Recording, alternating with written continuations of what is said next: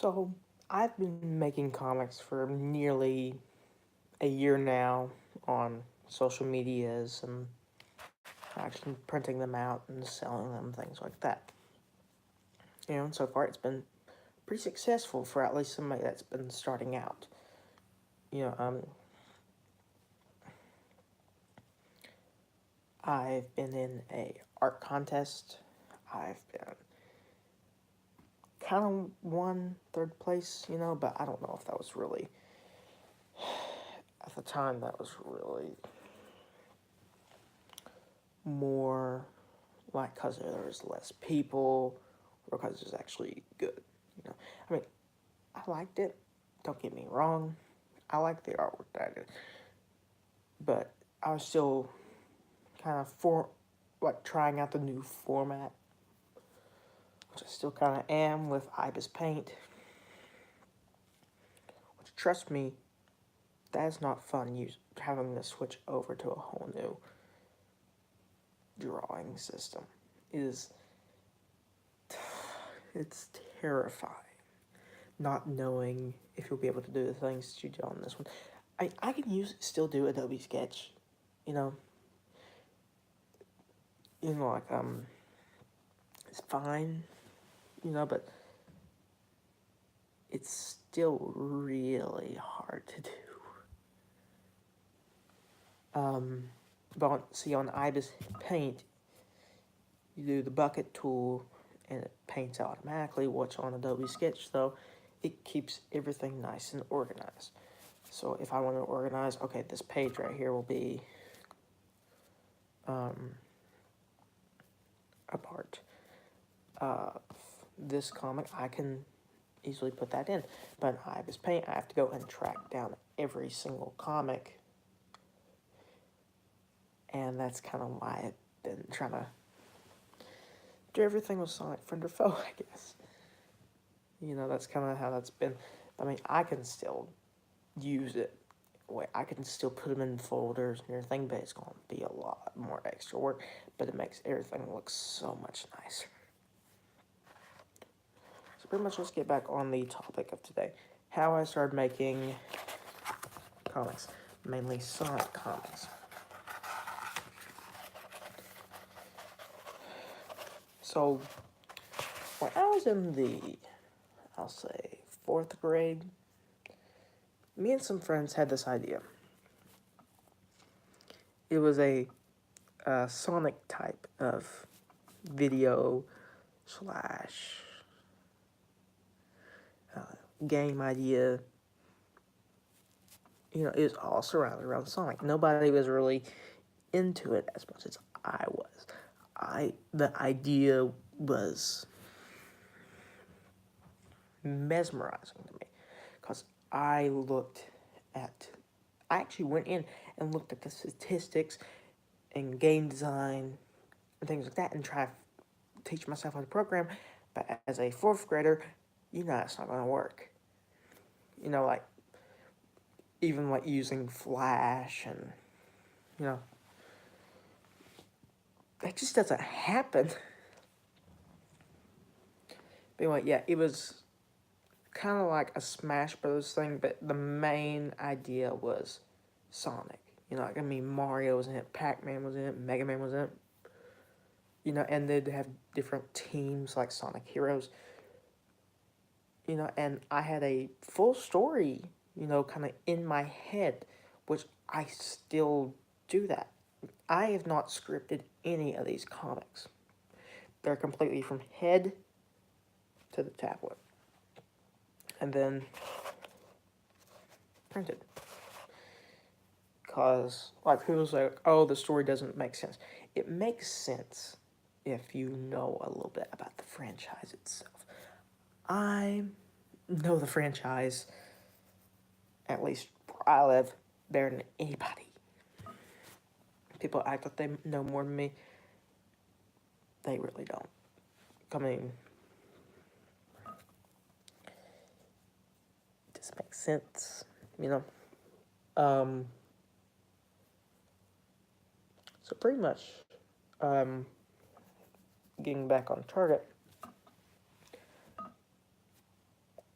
I was the one who pretty much had to do everything. Everyone would make different ideas given to me, you know, and almost always I would turn them down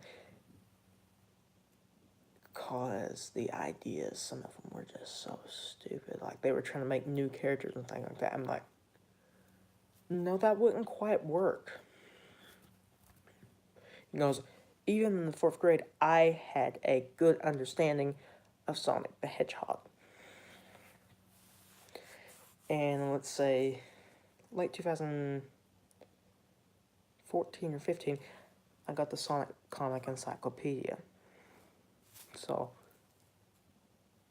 you know, I knew a little bit more than everybody else. Yeah.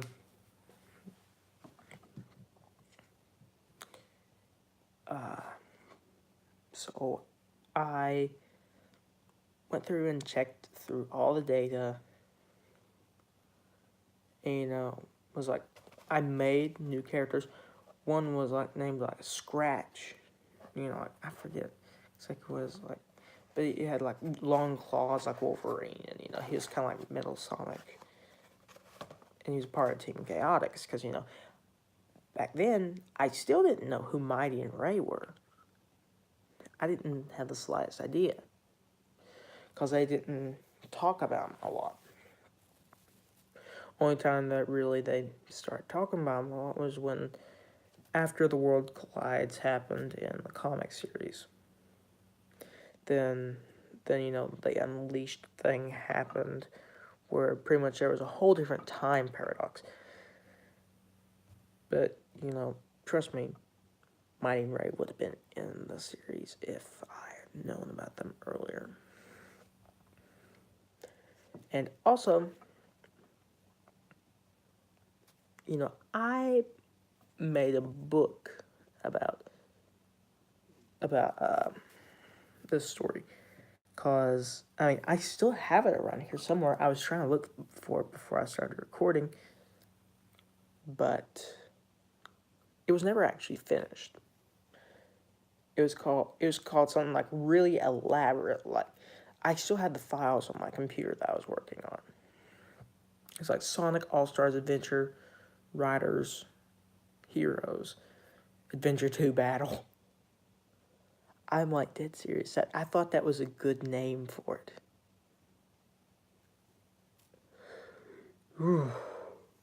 Pretty much because I thought you would have like multiple.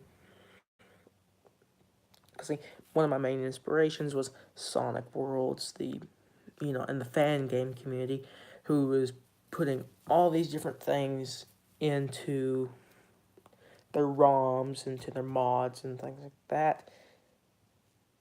And it was mesmerizing, honestly. Like, I had found that there is something really crazy about doing, doing designs. Because I've started doing T-charting, T-posing, more like. Back then, I didn't do that. Literally, like, my character's eyes, like, Sonic, like, his eyes would go, like, in a giant heart, instead of, like, how I do it now, where it's more like a butt shape. I'm dead serious. It looks like a butt to me. And then, just so on and so forth. The game itself, of course, was terrible. Like, we couldn't even get anything started at all. But then years later, I still had the artistic abilities and things to go back and say, like, I practice Sonic still a lot. And I said, wait, there's this thing called Twitter and YouTube. I could start a Twitter and a YouTube account and post the comics on Twitter and talk about it on YouTube, which is now what I'm doing. And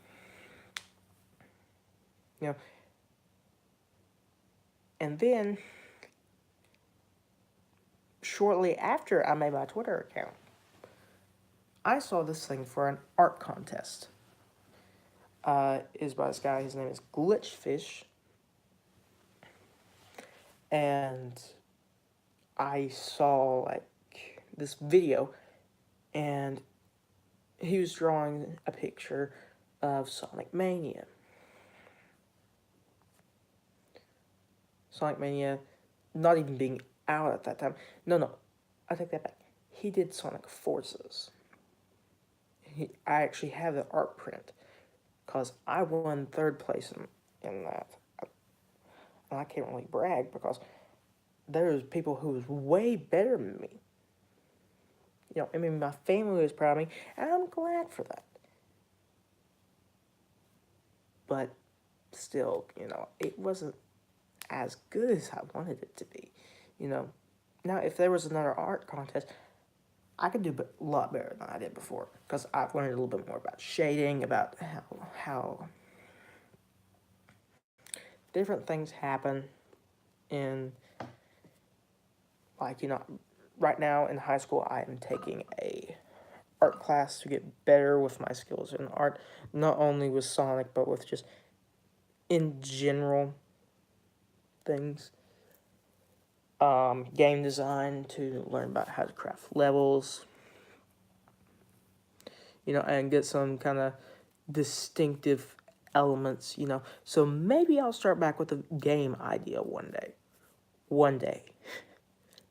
But right now, doing comics and selling them, things like that, that's a full job in itself.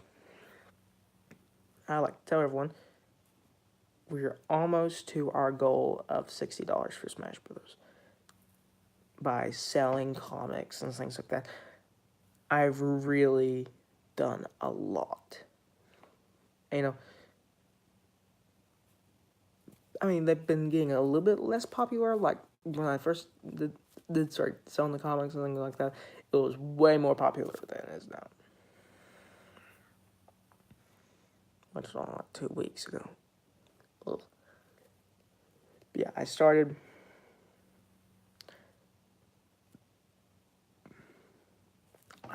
making comics not just because I wanted to make money or you know, I thought it was really good. It's because I thought it was something, honestly, that would keep the existential crisis away. Because yeah, I was going through stuff at that point. You know, it was terrible. Still is. You know, but like, there's a reason that I've kept up doing these drawings for years upon years upon years.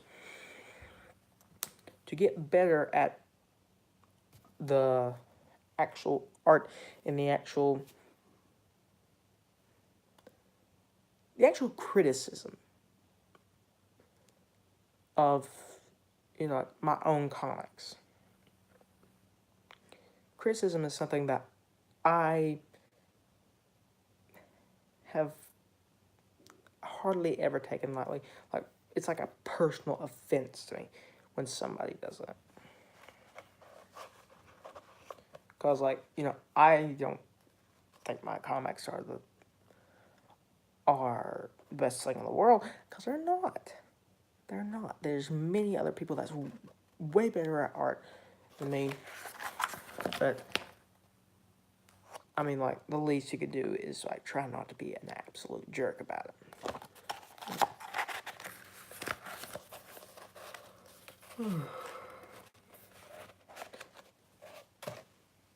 But, so far, I think I've made probably about $20 from comics. Like, some of that money was from family and things like that. Some of it was even donations made to the channel. And I like to say, every single thing that gets donated or bought goes directly back into the channel, because my YouTube channel is something that I work on and I love doing. yes, sometimes it does get stressful, and people say, why don't you take a break? Because I don't want to.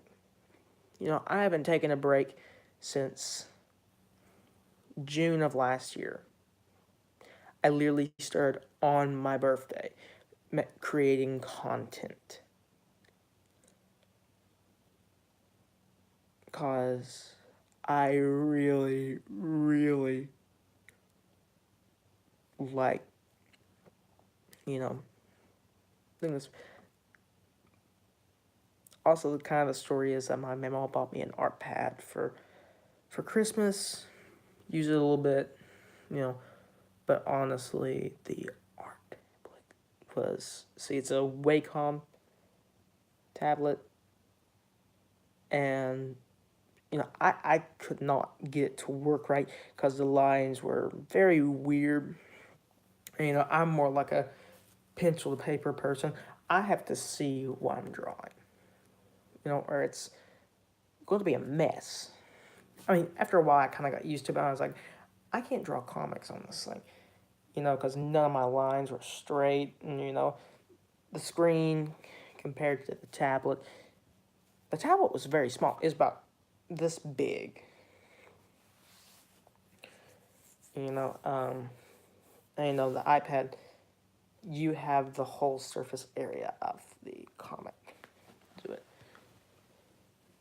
So yeah, I've really just been trying since that Sonic All-Stars Adventure, blah, blah, blah, blah, blah.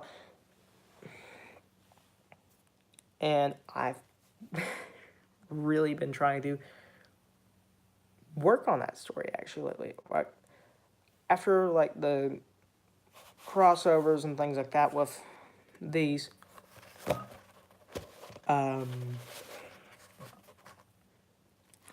I'd say, I'd like to do, like, All-Stars Adventures, things like that. But I think people will think it's too bad, because, you know, yes, it does have some OCs in it, but it would go back on a dream from my childhood that I really wanted to see happen. And it'd honestly make me happy and maybe make somebody else happy. You know? That's kind of my thing, to make people happy. You know? That's why sometimes, yeah, I'll take like $1 for comics. I sell comics for $2, but sometimes I'll take like even just 50 cents for it. Because people see my comics and they seem to really like them. Because this is what makes me happy. And if I can make somebody else happy with this, then so be it. That's amazing. You know, but if it's not making me happy, then what's the reason to do it? That's kind of always been my philosophy on life. So that's why I do comics. That's why I probably will. And trust me, there will be more comics. I'm wanting to, just like I did Friend or Foe, I'm hoping to get all of this done in before June of next year. So you know, I want to see this really grow. You know, right now we have it set for a 12-part series, but it'll probably be like a 5, 6, or 7-part series, because I'm going to try to wrap it up really quick. Because I have some ideas like to do after that. It's like when you do one thing, you want to have another idea. You know, so stay tuned for that. So thank you guys for watching. Please like, comment, and subscribe. And sorry I did not say, hey, watch up, you filthy Mitch. But, yeah, go watch my other videos. If you like them, subscribe if you haven't already. Yeah, I'll try to, just, bye.